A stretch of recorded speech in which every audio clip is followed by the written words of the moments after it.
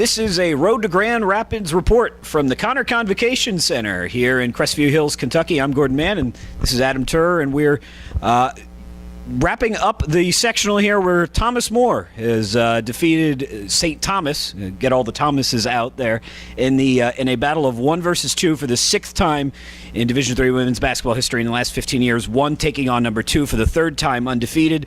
And the Tommies, Adam, took an early lead, and then Thomas More came out of the half and really took over the game in the first 5 minutes.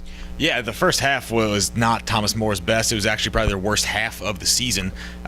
Sidney Moss got dazed a little bit, got a hit to the face, and she actually sat the last 4 minutes of the half. And the team was struggling, and considering how bad they were playing, to go into the half down just 3, which was the first halftime deficit they faced this year, they were still satisfied with that and knew that they could go on a run in the second half, and that's exactly what they did from the get-go.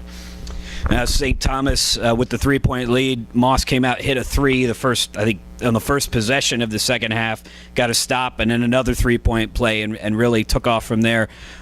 You could start at the top of the roster with Sidney Moss. She had an off game in the first half.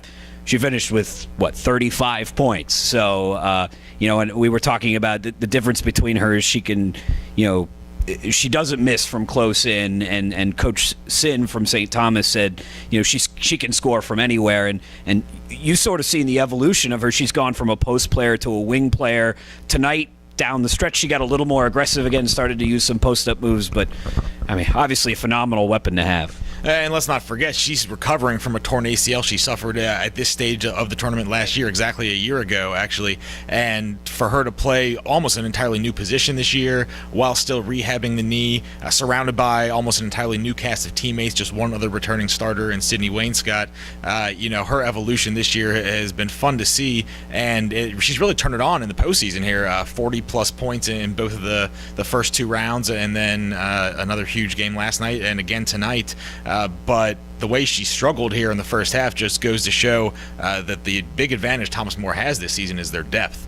They went 10 deep last night in their victory over Washington U, and 10 deep in the first half alone today. And that's really allowed them to weather any kind of adversity they face in a game. If one player is not hot, or 2 or 3 players aren't hot, they still have the depth that maybe has been lacking in the past. And Coach Hans even said that that's the biggest difference in this year's team is how deep they are, and how he's not afraid to throw a bench player who might be the 9th or 10th person on the bench in there, middle of the first half, and give her 3, 4, 5 minutes, and how he knows she'll contribute.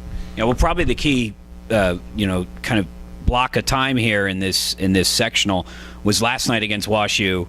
Sidney Moss picks up her 4th foul with about 10.5 minutes to play. It's a close game. She goes to the bench. The team plays about 6 minutes and actually expands the lead by 1. And that was your vindication moment for the story you did this week, where you said it's really more than Moss.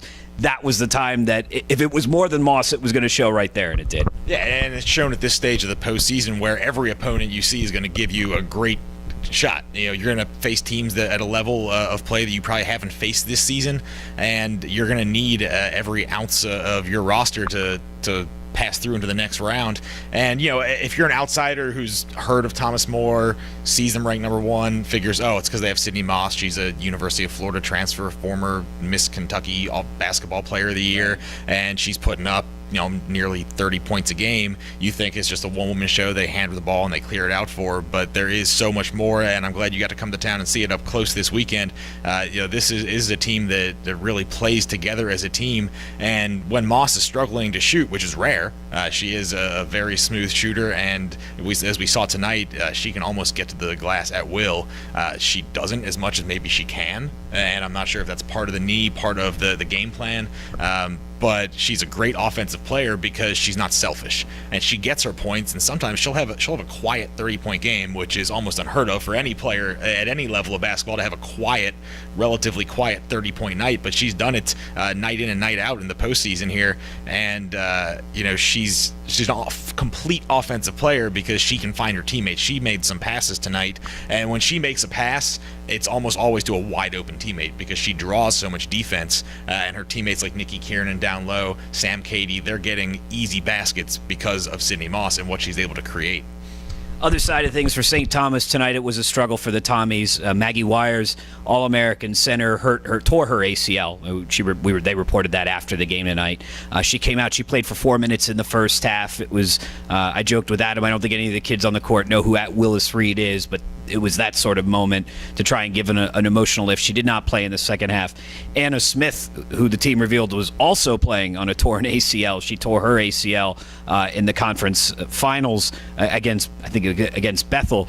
She played really well tonight. Her final line, she finished with 21 points, 9 rebounds, really was the offensive star. But in the second half, the Tommies, Adam, really struggled to score. And I think the thing that surprised at least me a little bit, they struggled to bring the ball up the court against Abby Owings, who is 5'2", and is a defensive terror at 5'2", and Jenna Doctor, who's probably an All-American and has, 6 inches on her, really struggled with the defensive pressure from Owings tonight. Abby Owings is a freshman who isn't treated. Isn't she? Well, I was going to say she's a freshman who looks like a high school freshman. Yeah. She really does, but she does not play like one. Her teammates don't treat her like one. She's actually was the second leading scorer on the team behind Moss in the opening 2 rounds of the tournament here, and she is just a pest on defense. She uses her size to her advantage she always has leverage, and she has speed, and she has the speed where she can be aggressive in the backcourt and still recover to play half-court defense. And the one thing that Coach Sin said was, St. Thomas is the number 2 ranked scoring defense in the country. They're used to being the team that disrupts opposing offenses, and she said tonight Thomas More really disrupted what St. Thomas wanted to do on offense, and the Tommies are used to being the defensive aggressor and setting the tempo defensively, and tonight Thomas More was able to dictate that, and like you said, the Tommies struggled just to get the ball into the half court. They were able to get some open looks, especially in the first half, but once Thomas More got momentum, which starts on the defensive end for them, their offense starts on the defensive side. Once they were able to get some steals, start rebounding the ball better, once they were able to do that, St. Thomas really couldn't get into any kind of rhythm in the second half offensively. Let's broaden this out a little bit.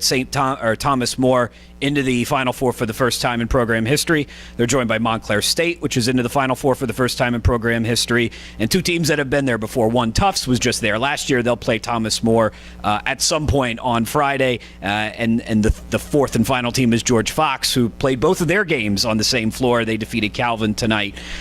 You asked a great question about the players and the coach separately in the postgame, which is, give me the breakdown of euphoria from winning and give me the breakdown of relief, because this was a team that in Thomas More that has come into the tournament undefeated, I think 3 of the last 5 years, number 1 a couple of times last year, right on the brink, and then Moss goes down against Whitman.